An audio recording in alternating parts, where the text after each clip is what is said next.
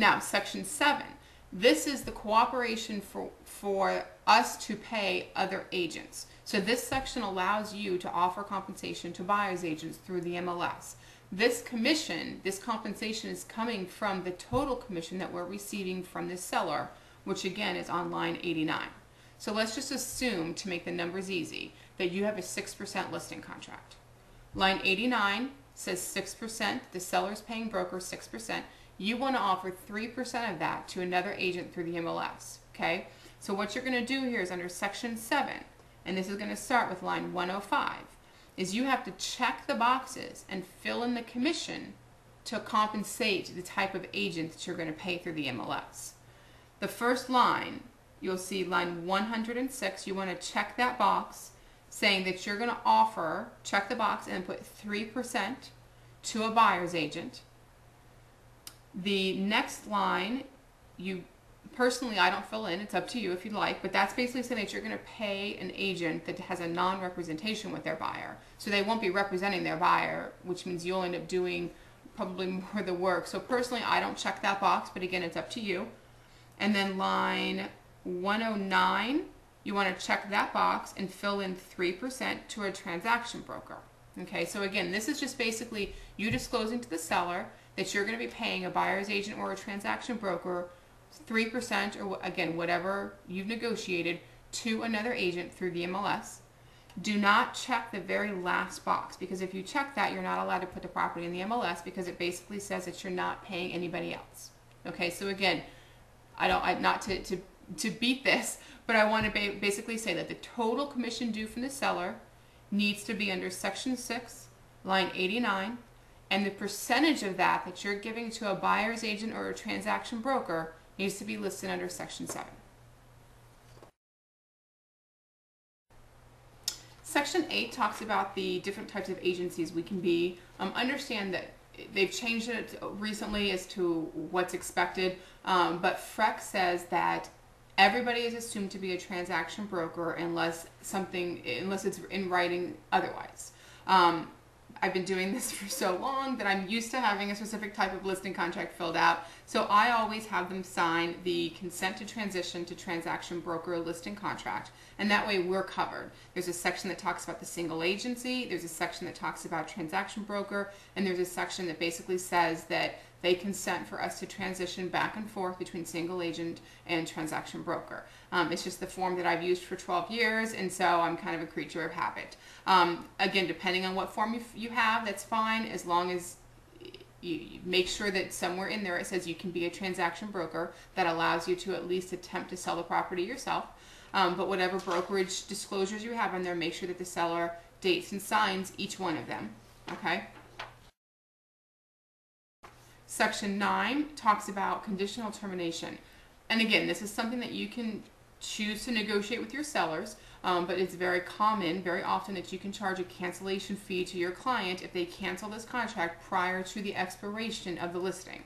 You can choose to do $0 if it's friend or family, or very commonly I would charge a $500 or a $1,000 cancellation fee. Again, if it's a short sale, I may even increase that a little bit, because there's so much behind the scenes work that's put into short sales that I don't want them to cancel on me. But understand that line 178, basically any cancellation fee that you want to charge to your client must be in writing right there. Section 10 talks about the dispute resolution. You'll want to read this in its entirety, but your sellers will have to initial line 187 that basically talks about the dispute resolution. If there is any kind of dispute over commissions or money, this explains that goes through mediation or arbitration. As the broker, I can't get involved and dictate who gets the money. We can't advise you, but understand that your seller needs to be explained what happens if there's a dispute. So this paragraph just basically explains that to them, and they have to initial that. Section 11 is just miscellaneous, just talking about how the contract is binding. In Section 12, this is where if you need to add anything to the listing contract, you would write that in here, okay? And there's a few different things that I'll go over really quick that basically you can add to your listing contract. One, if your seller wants to offer any kind of concessions, or if they're doing a carpet allowance, or they want to offer an appliance package, you can just write that in here. But anything that they want to offer, you have to make sure you get in writing. Another rule that they actually say that you have to get in writing is if you advertise a property as seller motivated or bring all offers, your seller actually has to sign off on you being able to advertise the property, because that's in essence guaranteeing that they're not going to get full price. So anything like that you want to advertise on the property, or you want to disclose to buyers that home warranty is offered, or like I said, a paint allowance or a carpet allowance, or that the seller will contribute a percentage towards their closing costs, you can just write that here under the additional terms.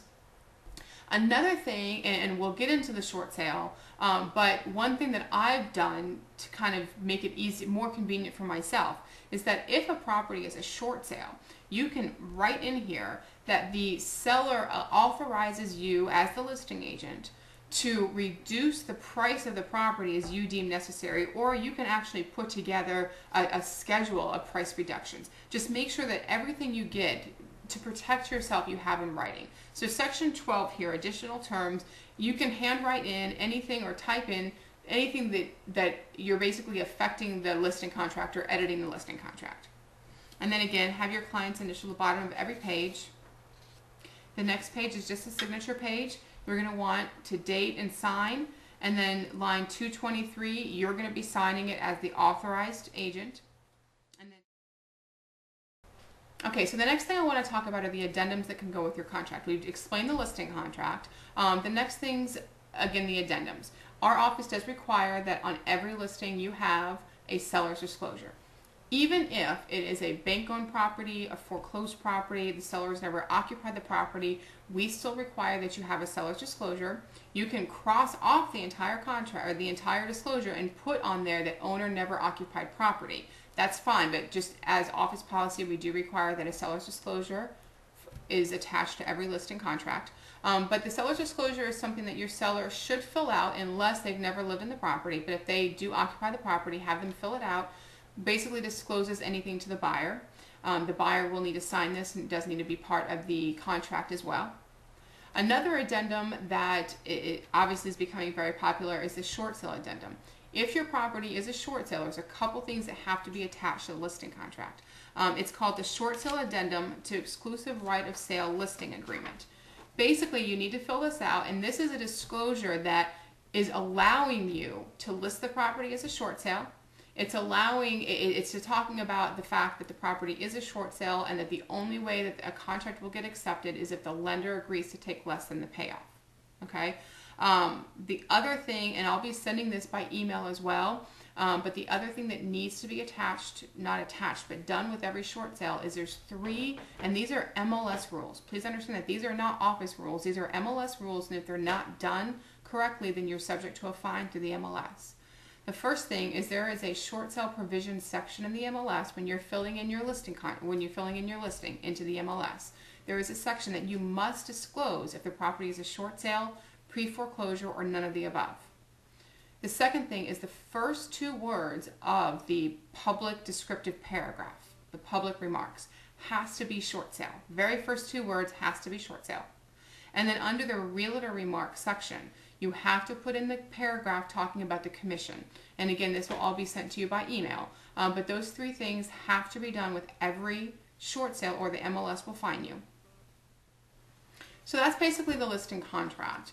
Again, listing contract, all terms have to be in writing. The attached addendums to go with it, the most common ones, seller disclosure, short sale addendum, HOA addendum. But understand that there's several addendums that you can always attach to a listing contract if needed.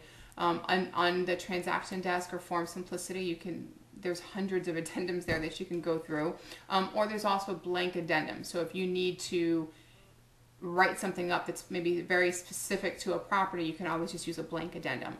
A very common mistake is that a lot of times agents will edit a listing, or they'll make changes in the MLS without the seller's written authorization. So please understand that if during your listing contract you need to change the price, or you need to extend a listing, or your seller wants to add a bonus or something like that to a buyer or to an agent, edit the commission at any point. Understand that those things do have to be in writing. We have to try to simplify this for you. There's a couple different ways you can do that. One, there is a modification to listing agreement through, again, the website's Transaction Desk or Form Simplicity, where you can fill in whatever change it is you're making to the listing and have the seller sign it. Or for your convenience, if you go to our website, easychoicerealty.com, and click on the For Sellers tab, you can have your clients go there, and at the very bottom corner of the page, there's a link that will say to make changes to your listing. Have your client click on that link, have them fill in their name, their property address, you as the representing agent, and then there's a text box where they can fill in any changes they want to make. And this is, again, during the term of the listing. And then they can electronically sign that, submit it, and then we'll send it over to you, so that way you have something in writing from your client to make changes. So if you have any questions, please feel free. You can always call the office. You can talk to myself or Tim or anybody that answers the phone here. Please make sure that the main things are you have everything in writing, and that the commission on your contracts are done correctly, because the last thing we want to do is see any of you guys work for free or not get the commission that you're expecting. So if you guys have any questions, let me know. Otherwise, I'll talk with you soon.